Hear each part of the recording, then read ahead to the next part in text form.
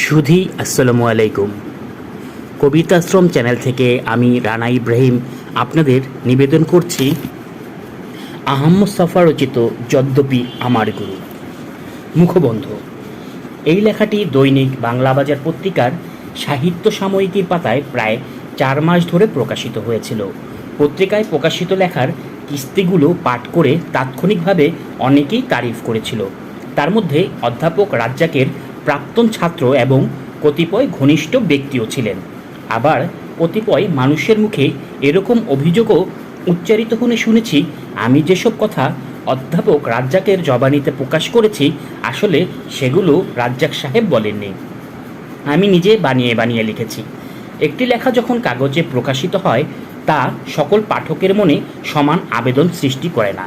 কারো কারো ভালো লাগে, কারো কারো লাগে না। আমার লেখাটির ব্যাপারেও পক্ষে বিপক্ষে কে কী বললেন সেটা আমার কদার্য বিষয় হয়ে ওঠেনি। আমি যে জিনিসটির উপর সবিশেষ গুরুত্ব আরোপ করেছিলাম, আমার শিক্ষক অধ্যাপক রাজ্জাকের অনন্য ব্যক্তিত্বের মহিমা আমি যেভাবে অনুভব করেছি, অন্তত তার কিছুটা উত্তাপ 10 জনের কাছে প্রকাশ করি। মূর্খত এই উদ্দেশ্য নিয়েই রচনাটি লিখতে প্রবৃত্ত হই। স্যারের কাছে 1970 সালের শেষের দিকে যাওয়া আসা শুরু করেছিলাম। এখনও সেই প্রক্রিয়াটি ইতি ঘটেনি। আমার স্বভাবটাই এমন। একজন মানুষ, তিনি যত বড় ব্যক্তিই হন, বেশি দিন আমার আগ্রহ এবং কৌতূহল উদ্দীপ্ত করতে পারে না। অতি সহজেই তারা পুরনো হয়ে যায়। তখন তাদের ছেড়ে যাওয়া ছাড়া আমার কোনো উপায় থাকে না। স্বভাবের এই একঝোড়া প্রবণতাটির জন্য জীবনে আমি কম দুঃখ কষ্টের সম্মুখীন হইনি। 27 বছর ধরে রাজ্জাক স্যারের সান্নিধ্য লাভ করে আসছি। রাজ্জাক সাহেব আমার কাছে একদিনের জন্য পুরনো হয়ে যাননি। প্রতিবারই তার ব্যক্তিত্ব এবং জানাশোনার পরিধি আমার চোখে নতুন নতুন চমক সৃষ্টি করেছে। প্রথম দিন তার সঙ্গে কথা বলে যেভাবে বিস্মিত হয়েছিলাম, এখনও একই ধরনের বিষয় তিনি আমার মধ্যে সৃষ্টি করেন। ভক্তি কিংবা শ্রদ্ধার প্রকাশ এ রচনায় কতটুকু ঘটেছে আমি তা জানি নেই। বিস্ময়বোধের কারণেই স্যারের উপর এই রচনাটি লিখতে বাধ্য হয়েছি। আমার এই রচনাটিকে কেউ যদি নিছক সাক্ষাৎকারধর্মী রচনা মনে করেন, আমার ধারণা লেখাটির উপর কিঞ্চিত অবিচার করা হবে। আমি রাজ্জাক স্যারের সমগ্র ব্যক্তিত্বটি স্পর্শ করার চেষ্টা করেছি। আমার অক্ষমতার পরিমাণ অপরিসীম। আমি রাজ্জাক স্যার সম্পর্কে যত জানি, তাতে যতদূর বুঝতে পারি, এসব বিষয়ে আমার চাইতে ঢের ঢের কামেল ব্যক্তি সংসারে এখনও বেঁচে বর্তে রয়েছেন। আর রাজ্জাক স্যারের উপর লেখাটি একটি একমাত্র গ্রন্থ নয়। রাজ্জাক স্যারের উপর কোনো কিছু লিখে প্রকাশ করা অত্যন্ত ঝুঁকিপূর্ণ ব্যাপার। এই ঝুঁকি দুদিক থেকেই। রাজ্জাক স্যার নানা স্পর্শকাতর বিষয়ে এমন একতরফা মতামত দিয়ে বসেন যেটা সমাজের মানুষ বরদাস্ত করতে অনেক সময়ই প্রস্তুত নয়। অন্যদিকে তার বক্তব্যের উপস্থাপনায় যদি সামান্য হেরফেরও ঘটে, তিনি সেটা সহজভাবে মেনে নিতে রাজি হবেন না। এই দুই ধরনের ঝুলন্ত খড়গ মাথার উপর রেখে রচনাটি আমাকে লিখতে হয়েছে। এই গ্রন্থের সব কথা রাজ্জাক সাহেবের, কিন্তু বিশেষ বিশেষ ক্ষেত্রে আমি ব্যাখ্যা বিশ্লেষণ সংযোজিত করেছি। এটি করতে গিয়ে দু ধরনের স্বেচ্ছাচারিতা প্রশ্রয় পেয়েছে। কোথাও কোথাও তাকে এমনভাবে উপস্থাপনা করা হয়েছে, কারো কারো দৃষ্টিতে তা অনাবশ্যক বড় করে দেখানোর বলে প্রতিভাত হতে পারে। প্রথম পুরুষে যেহেতু রচনাটি লিখিত হয়েছে, লেখকের ভূমিকাটি কোথাও কোথাও প্রবল হয়ে উঠেছে, এমন মনে হওয়া আশ্চর্যের কিছু নয়। রাজ্জাক স্যারের অত্যন্ত স্নেহভাজন আমার শ্রদ্ধেয় শিক্ষক ডক্টর আনিসুজ্জামানকে এই রচনাটির মুখবন্ধ লিখে দেওয়ার জন্য সবিনয় অনুরোধ করেছিলাম। তিনি রাজিও হয়েছিলেন। পরে ভেবে দেখলাম এই লেখায় আমি অনেকগুলো গুরুতর অপরাধ করে ফেলেছি। আমার অপরাধ খালনের বোঝা আমার শিক্ষকের উপর আরোপ করা ঠিক হবে না বলেই মুখবন্ধটির রচনায় দায়িত্ব নিজে গ্রহণ করতে হলো। যদ্যপি আমার গুরু সুরি বাড়ি যায়, তথাপি তাহার নাম বিদ্যানন্দ রায়। 1970 সালের কথা। বাংলা একাডেমি 3 বছরের ফেলোশিপ প্রোগ্রামে প্রার্থীদের কাছ থেকে আবেদনপত্র গ্রহণ করা সংবাদপত্রের একটা বিজ্ঞাপন প্রকাশ করলো। বন্ধুবান্ধব সকলে বলল, তুমি একটা দরখাস্ত ঠুকে দাও, যদি বৃত্তিটা পেয়েই যাও তাহলে 3 বছরের নিরাপদ জীবিকা। গবেষণা হয়তো হবে, না হলেও ক্ষতি নেই। প্রস্তাবনাটা আমার মনে ধরল, কিন্তু গোল বাঁধল এক জায়গাতে এসে। তখনও আমার এমএ পরীক্ষা শেষ হয়নি। ছাত্রদের দাবির মুখে পিছুচ্ছে তো পিছুচ্ছেই। এদিকে বাংলাদেশের স্বাধীনতা আন্দোলন গতিবেগ সঞ্চয় করে ক্রমাগত ফুঁসে উঠছে। পরীক্ষা কবে শেষ হবে তার কোনো ঠিক নেই। আমি যদি পরীক্ষার ফলাফলের জন্য অপেক্ষা করতে থাকি, দরখাস্ত করার সময় পেরিয়ে যাবে। আমি একাডেমির পরিচালক জনাব কবির চৌধুরীর সঙ্গে দেখা করলাম। তাকে বুঝিয়ে রাজি করাতে পারলাম, যদিও MA ডিগ্রি আমার হয়নি। অন্তত তিনি আমার দরখাস্তটা গ্রহণ করতে যেত অমন হতো না। তবে কবির চৌধুরী সাহেব বললেন, ঠিক আছে, তুমি দরখাস্ত করো। অন্যান্য প্রার্থীর আবেদনপত্রের সঙ্গে তোমারটাও আমি বোর্ডে তুলব। বোর্ডের সদস্যবৃন্দ দেখে শুনে যাকে ইচ্ছে নির্বাচন করবেন। সুতরাং MA ডিগ্রি না থাকা সত্ত্বেও বাংলা একাডেমির PhD ফেলোশিপ প্রোগ্রামে দরখাস্ত করে বসলাম। অন্য প্রার্থীদের মতো আমিও ইন্টারভিউ কার্ড পেলাম, আর নির্দিষ্ট দিনে কমপক্ষে ইন্টারভিউ বোর্ডের সামনে হাজির হলাম। ডক্টর আহমেদ শরীফ, প্রফেসর মুনির চৌধুরী এবং ডক্টর এনামুল হক সেদিন ইন্টারভিউ বোর্ডে উপস্থিত ছিলেন। ডক্টর এনামুল হক ছাড়া বাকি সদস্যের সঙ্গে আমার পরিচয় ছিল, আর তারা সকলে ছিলেন আমার শিক্ষক। আমার লেখালেখির সঙ্গে তারা সকলে অল্প বিস্তর পরিচিতও ছিলেন। আমাকে প্রশ্ন যা করার ডক্টর মোহাম্মদ এনামুল হকই করলেন। তিনি দরখাস্তের উপর চোখ বুলিয়ে গুরুগম্ভীর স্বরে আমার দিকে তাকিয়ে বললেন, তোমার সাহস তো কম নয় হে, MA পরীক্ষা না দিয়েই একেবারে PhD করার দরখাস্ত নিয়ে হাজির। ডক্টর এনামুল হক ভীষণ রাশভারী মানুষ। পারতপক্ষে জুনিয়র কলিগরাও তার কাছে ঘেঁষতে সাহস পেত না। ঘিয়ে রঙের স্যুট এবং কালো টাই পরিহিত ডক্টর এনামুল হককে একটা আস্ত বুড়ো বাঘের মতো দেখাচ্ছিল। চোখের ভ্রু থেকে মাথার চুল একেবারে পাকনা, মাথার মাঝখানে সযত্নে সিদ্ধি করা। আমার অবস্থা তখন ক্ষুধার্ত বুড়ো বাঘের সামনে কচি নধর গোবৎসের মতো। এই বুঝি লাফিয়ে পড়ে আমার মুন্ডুটা চিবিয়ে খাবেন। আমার ষষ্ঠ ইন্দ্রিয় কাজ করলো। মনে মনে চিন্তা করলাম, এই বুড়োর সামনে আমি যদি রুখে না দাঁড়াই, তিনি আমার চোখের পানি নাকের পানি এক করে ছাড়বেন।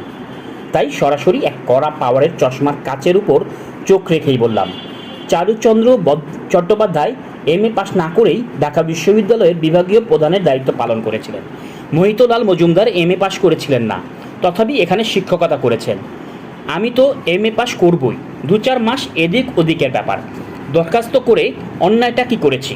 শুনে ডক্টর এনামুল হক কনে আঙ্গুলটা মুখের উপর ভেতর দিয়ে আমার দরখাস্তের সঙ্গে দাখিল করা থিসিসের পরিকল্পনার শীটগুলোর উপর চোখ বুলাতে বুলাতে প্রশ্ন করলেন, তুমি কোন বিষয়ের উপর কাজ করবে? কণ্ঠস্বর শুনে মনে হলো ঝাঁজ অনেকটা কমে এসেছে। আমি বিনীতভাবে জবাব দিলাম, 1800 থেকে 1858 সাল পর্যন্ত বাংলায় মধ্যবিত্ত শ্রেণীর উদ্ভব, বিকাশ এবং বাংলা সাহিত্য, সংস্কৃতি এবং রাজনীতিতে তার প্রভাব। তখন ডক্টর হক বললেন, তুমি মধ্যবিত্ত বলতে কী বোঝো, সে বিষয়ে কিছু বলো। আমি হ্যারোল্ড লাস্কি, BB মিশ্রের ইংরেজি গ্রন্থ থেকে যে সকল বচনামৃত বিনিদ্র রজনীর শ্রমে কণ্ঠস্থ করেছিলাম, গড়গড় করে উগরে দিতে থাকলাম।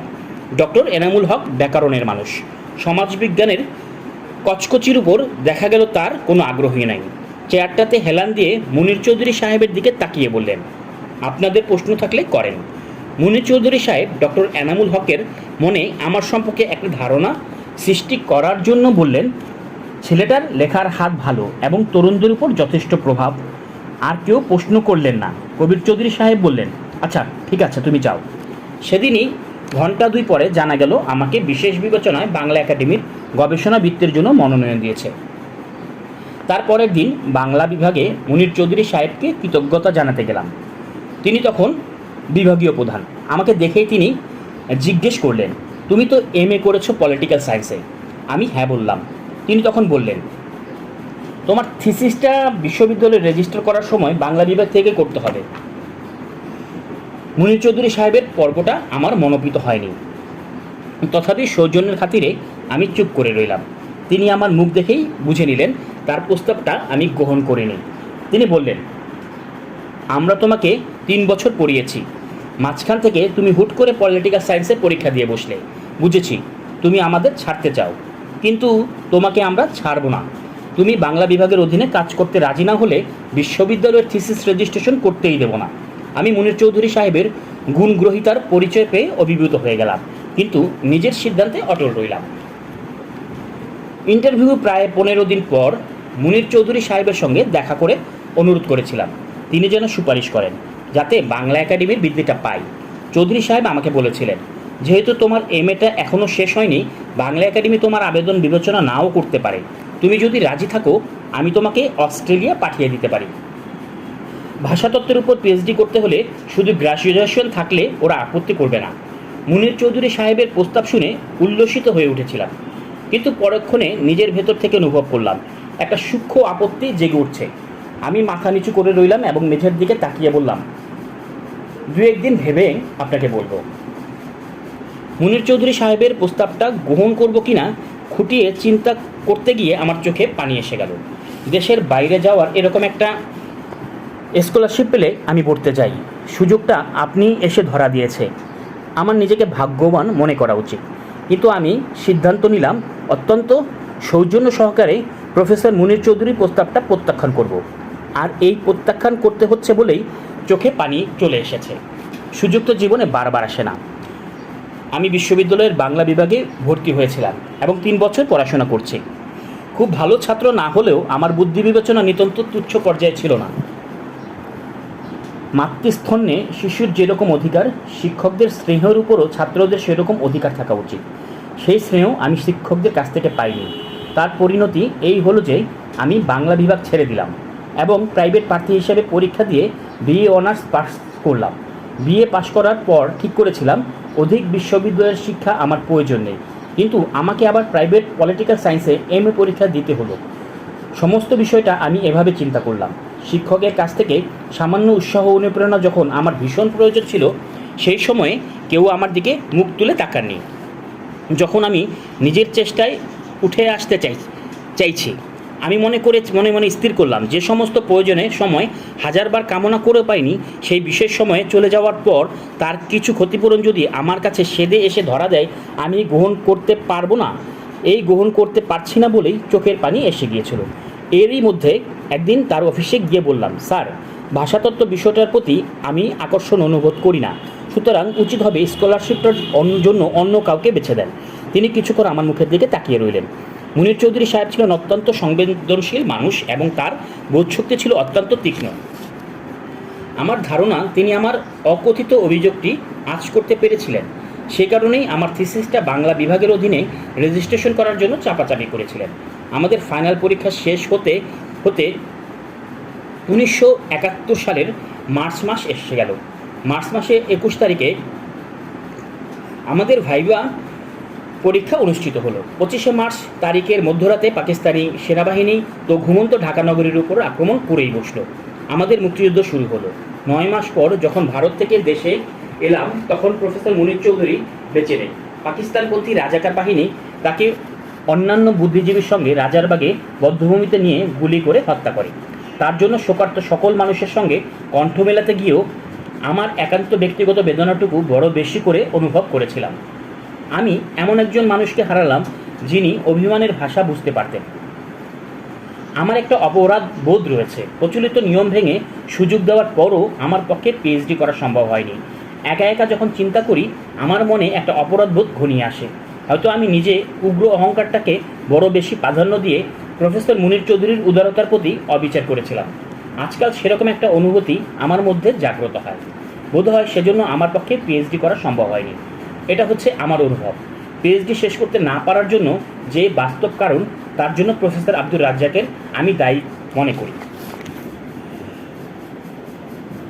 প্রফেসর আব্দুর রাজ্জাকের সঙ্গে পরিচয় হওয়া আমার জীবনের অত্যন্ত গুরুত্বপূর্ণ ঘটনাসমূহের একটি।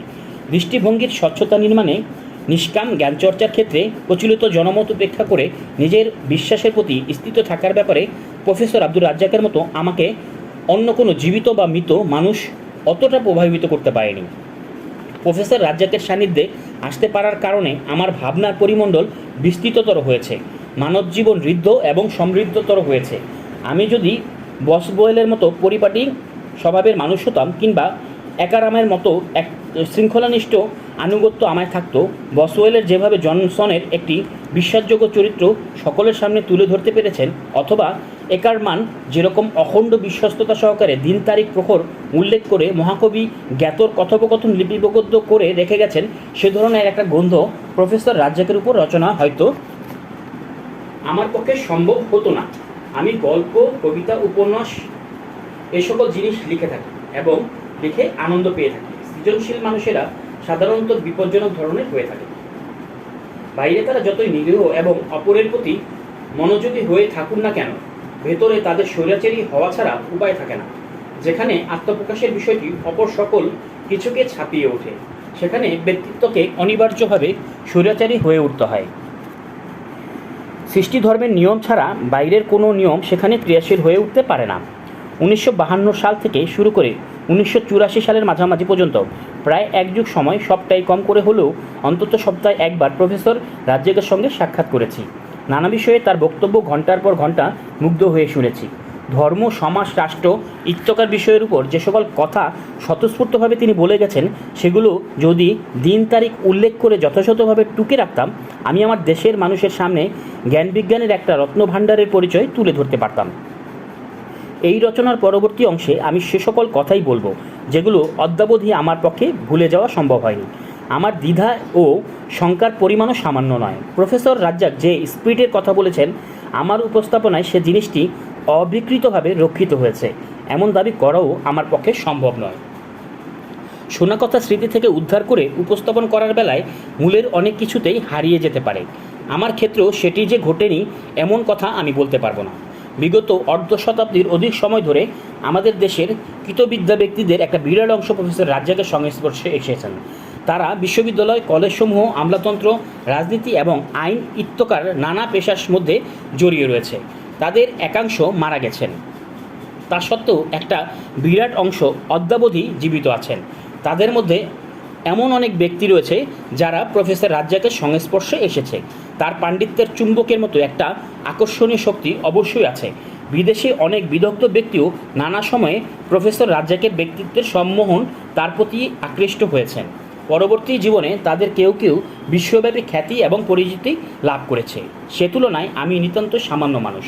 প্রফেসর রাজ্জাকের একনিষ্ঠ ভক্ত অগ্রজপতি অধ্যাপক সর্দার ফজলুল করিম তার সঙ্গে আলাপচাতুরিতার ভিত্তিতে যে অসাধারণ গ্রন্থটি রচনা করেছেন, সেই রকম যোগ্যতা, একাগ্রতা এবং বিষয় নিষ্ঠা আমি কোথায় পাবো? আমি এই রচনার পরবর্তী অংশে প্রফেসর রাজ্জাককে উপলক্ষ করে যে সকল কথা বলছি, তার মধ্যে প্রফেসর রাজ্জাক কতটুকু আছেন, আমি কতটুকু ভেদরেখাটি আমার কাছে স্পষ্ট নয়। মোটের উপর এই রচনাটি দাঁড়াচ্ছে মহাকবি আলাউলের ভাষায় গুরু মোহাম্মদের পরিভক্তি, স্থানে স্থানে প্রকাশিত নিজের মনোমুক্তি, অনেকটা এরকম। আমি বন্ধু বান্ধবদের কাছে একজন জ্ঞানী শিক্ষকের নাম জানতে চেয়েছিলাম, যাকে আমার পিএইচডি থিসিসটি পরামর্শক হিসেবে বেছে নিতে পারি। সকলে আমাকে বললেন, তুমি রাজ্জাক সাহেবের কাছে যাও। তার মতো পণ্ডিত আর একজনও নেই। সে সময়ে প্রাইভেট শিক্ষার্থী হিসেবে পলিটিক্যাল সায়েন্সের পরীক্ষা দিচ্ছিলাম। বিশ্ববিদ্যালয়ে আমি বাংলা বিভাগের ছাত্র ছিলাম। সুতরাং বাংলা বিভাগের বাইরে অন্যান্য বিভাগের শিক্ষকদের মধ্যে মাত্র দুই একজনকে চিনতাম। পলিটিক্যাল সায়েন্সের ম্যাক মানে মোজাফফর মোহাম্মদ চৌধুরী সাহেবকে দূর থেকে দেখেছি। মোহাম্মদ রাজ্জাক নামের একজন শিক্ষক আছেন জানতে পারলাম যখন আমার পিএইচডি থিসিসের একজন সুপারভাইজার বেছে নেওয়ার কথা উঠল। আমি স্থির করলাম একদিন রাজ্জাক সাহেবের বাড়িতে গিয়ে আমার থিসিসের সুপারভাইজার হওয়ার অনুরোধটা করব। বন্ধু বান্ধবেরা আমাকে এই মর্মে হুঁশিয়ারি করে দিল যে রাজ্জাক সাহেব বিশ্ব উঁচু নাক স্বভাবের মানুষ। বাঘা বাঘা লোকেরও তার কাছে ঘেঁষতে ভীষণ ভয় করেন। সুতরাং কথাবার্তা সাবধানে বলবে। যদি তার অপছন্দ হয় পত্রপাঠ দরজা দেখিয়ে দেবে। অনেক দ্বিধা, অনেক শঙ্কা এবং সংকোচ নিয়ে একদিন বিকালবেলা প্রফেসর রাজ্জাকের বাড়িতে গেলাম। তখন তিনি শহীদ মিনারের বিপরীতে বিশ্ববিদ্যালয়ের শিক্ষকদের কোয়ার্টারের একটিতে নিচের তলায় থাকতেন। দরজা আধ ভেজানো অবস্থায় ছিল। আমি কিছুক্ষণ ইতস্তত করছিলাম, যদি দরজা ঠেলে সোজা ঢুকে পড়ি কেমন দেখাবে। আমি তো শঙ্কায় ছিলাম, কোনো আচরণ যদি বেয়াদবি থেকে। বেশ কিছু সময় অপেক্ষা করার পর কাউকে না পেয়ে আমি ভয়ে ভয়ে দরজা ঠেলে ভেতরে প্রবেশ করলাম। ঘরটির পরিসর বেশ বড়, চারদিকে বই পুস্তকে ঠাসা। ঘরটি থেকে একটি মাত্র খাট, না খাট বলা ঠিক হবে না, চৌকি, সামনে একটি ছোট টেবিল, টেবিলের আবার একটি পায়া নেই। সেই জায়গায় বইয়ের উপর বই রেখে ফাঁকটুকু ভরাট করা হয়েছে। চমৎকার ব্যবস্থা। পুরনো বইপত্রের আলাদা একটা গন্ধ আছে। আমি সেই বই পুস্তকের জঞ্জালে হতবিগল হয়ে দাঁড়িয়ে আছি। এই ঘরে যে কোনো মানুষ আছে প্রথম দেখাই খেয়াল করিনি। হঠাৎ দেখলাম চৌকির উপর একটা মানুষ ঘুমিয়ে আছে। একখানা পাতলা কাঁথা সেই মানুষটার নাক অবধি টেনে দেয়া, চোখ দুটি বোঝা, মাথার চুল কাঁচা পাকা। অনুমেয় বুঝে নিলাম উনি প্রফেসর রাজ্জাক। ঘরে দ্বিতীয় একজন মানুষের আবির্ভাব ঘটেছে। খাটে শোয়া মানুষটি কী করে বুঝে গেলেন? তিনি চোখ খুলে নাক মুখ থেকে কাতারে সরিয়ে জিজ্ঞেস করলেন, কেডা? আমি চৌকির একেবারে কাছটিতে গিয়ে সালাম দিলাম এবং নাম বললাম। তিনি ঘুম জড়ানো স্বরেই জানতে চাইলেন, আইসেন ক্যান হেডাকর? আমাকে বলতেই হলো, বাংলা একাডেমি আমাকে পিএইচডির জন্য একটা বৃত্তি দিয়েছে। আমি তার কাছে এসেছি এটা বিশেষ অনুরোধ নিয়ে। তিনি যেন দয়া করে আমার গবেষণার পরামর্শ করতে সম্মত হন। আমার আর্জিটা যথাসম্ভব বিনয় নম্র স্বভাবে প্রকাশ করলাম, কিন্তু প্রফেসর রাজ্জাকের মধ্যে তার সামান্যতম প্রতিক্রিয়াও লক্ষ্য করা গেল না। তিনি পাশ ফিরে কাঁথাটি নাকমুখ অবধি টেনে নিলেন। আমার এত বিনীত আবেদন এত নীরবে কোনো মানুষ প্রত্যাখ্যান করতে পারে আমি চিন্তাও করতে পারিনি। তখন আমার দুটি কি তিনটি বই প্রকাশিত হয়েছে এবং মনে মনে অনেক শেয়ানা হয়ে উঠেছে। আমার আত্মাভিমানে একটু ঘা লাগলো।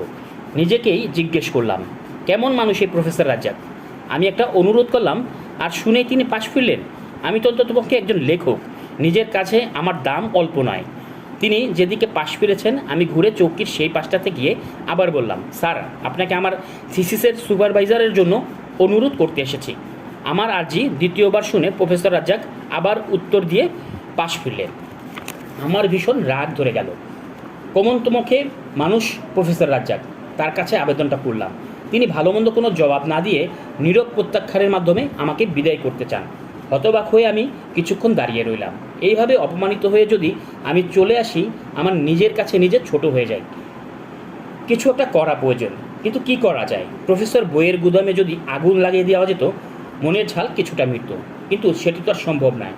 আমি দুহাত দিয়ে তার শরীর থেকে কাঁথাটি টেনে নিয়ে গলা পাকাতে পাকাতে বললাম, আমার মতো একজন আগ্রহী যুবককে আপনি একটি কথা না বলে তাড়িয়ে দিতে পারেন? এত বিদ্যা নিয়ে কি করবেন? বিদ্যুৎ স্পষ্টের মতো তিনি চৌকির উপর উঠে বসলেন। পরনে সাদা আধময়লা লুঙ্গিটা টেনে গিট্টু দিলেন। তারপর চশমাটা টেবিল থেকে তুলে নিয়ে কাজ মুছতে মুছতে নাকের গোড়ায় জড়ালেন। খুব সম্ভবত বাইফোকাল গ্লাস। আমি তার দৃষ্টিভঙ্গির বা দৃষ্টিশক্তির তীব্রতা অনুভব করলাম। কোনো মানুষের চোখের দৃষ্টি এত প্রখর হতে পারে আমার কোনো ধারণা ছিল না। তিনি আমার খদ্দরের পাঞ্জাবি, পরনের স্পঞ্জ ও ধুলো ভর্তি মলিন চরণ সব কিছুর উপর এক ঝলক দৃষ্টি বুলিয়ে দিলেন। তারপর আঙ্গুল দিয়ে একটা আধা ভাঙ্গা কাঠের চেয়ার দেখিয়ে বললেন, ওইখানে বয়েন। আমি যখন বসলাম তিনি ভিতরে গেলেন। একটু পরে মুখে পানি দিয়ে ফিরে এলেন। তারপর খদ্দরের চাদরটা টেনে নিয়ে গায়ের উপর মেলে দিলেন। আমার মনে হলো তার পরনের গেঞ্জিটা বড় বড় দুটো ফুটো আমার দৃষ্টি থেকে আড়াল করার জন্য চাদরটা সাহায্য নিলেন। জুত করে চেয়ারে বসার পর আমাকে বললেন, কি চাইবার চান, অহন কর। আমি বললাম, বাংলা একাডেমি থেকে পিএইচডি করার একটা ফেলোশিপ পেয়েছি। আমার খুব শখ আপনার অধীনে আমি গবেষণার কাজটা করব। তিনি বললেন, গবেষণা করবেন এটা তো ভালো কথা, কিন্তু আমি তো আপনার থিসিসের সুপারভাইজার থাকবার পারবো না। প্রফেসর রাজ্জাকের কণ্ঠস্বর শুনে মনে হলো তিনি আমার সঙ্গে কথাবার্তা বলবেন বলে এটা সিদ্ধান্ত এরই মধ্যে নিয়ে ফেলেছিলেন। আমি বললাম, কেন স্যার? অফিসিয়ালি থিসিস সুপারভাইজার করণের লাইগা মিনিমাম রিডার অন লাগে। আমি তো মোটেও লেকচারার, সুতরাং আমার শখ পূরণের আওনের কোনো সম্ভাবনা নাই। তার কথা শুনে আমি দমে গেলাম। তারপরেও বললাম, অন্য কারো অধীনে থিসিসটা রেজিস্ট্রেশন না হয় করলাম। তার পরামর্শ এবং দিক নির্দেশনা দিয়েই কাজটা করতে চাই। প্রফেসর রাজ্জাক আমাকে বললেন, অপরের টপিক মানে বিষয়বস্তুটা কি? আমি বললাম, the growth of middle class in Bengal as it influenced its literature, society and economics from 18 to 1858। Professor Razzaq বললেন, একেরে তো সাগর সেচার কাম, কার বুদ্ধিতে এই গন্ধমাদন মাথায় লইছেন? আমি বললাম, অন্য কারো পরামর্শ নয়, আমি নিজেই বিষয়টা বেছে নিয়েছি। প্রফেসর রাজ্জাক কিছুক্ষণ চুপ করে রইলেন। এরই মধ্যে কাজের ছেলেটা কলকিতে তামাক দিয়ে গেল। কয়েকটা টান দিয়ে ধোঁয়া ছাড়তে ছাড়তে বললেন, রেজিস্ট্রেশন ফর্ম রেডি করেছেন? আমাকে বলতে হলো, আমাকে বৃত্তি দেওয়ার পরামর্শ হয়েছে, সেটা কার্যকর হবে এমএ রেজাল্টের পর। এখন পরীক্ষা চলছে। তিনি বললেন, আগে পরীক্ষা দিয়া লন, যখন রেজাল্ট হইব তখন আইয়েন। আমি সালাম করে চলে আসছিলাম। তিনি বললেন, আর একটু বইয়েন, এক বেলা চা খাইয়া যান। তিনি দীপ্তি বলে কাউকে ডাকলেন। একটি গোলগাল ফর্সা কিশোরী বেরিয়ে এলো, আমাকে জিজ্ঞেস করলেন, কি যেন কইলেন আপনার নাম? আমি বললাম, আহমেদ সফা। তিনি বললেন, মৌলভী আহমেদ সফাকে এক বেলা চা দে। প্রফেসর রাজ্জাক বাড়ি থেকে ফিরে আসার তিনটে জিনিস আমার মনে দাগ কেটে বসে গিয়েছে। প্রথমত, তার চোখের দৃষ্টি অসাধারণ রকম তীক্ষ্ণ একেবারে মর্মে গেঁথে গেছে। দ্বিতীয়ত, ঢাকাইয়া বুলি তিনি অবলীলায় ব্যবহার করেন, তার মুখে শুনলে এই ভাষাটি ভদ্রলোকের ভাষা মনে হয়। তৃতীয়ত, আমাকে তিনি মৌলভী আহমেদ ছফা বললেন কেন? আদর করে বলবেন নাকি অবজ্ঞা করলেন? পরের বছরগুলোতে যতবারই তার কাছে গিয়েছি প্রতিবারই সম্বোধন জিজ্ঞেস করেছেন, মৌলভী আহমেদ ছফা কী খবর? আজকের মতো এখানেই শেষ করছি। পরবর্তী পর্ব নিয়ে খুব শীঘ্রই হাজির হব আপনাদের মাঝে। এই পর্যন্ত সবাই ভালো থাকুন। ধন্যবাদ।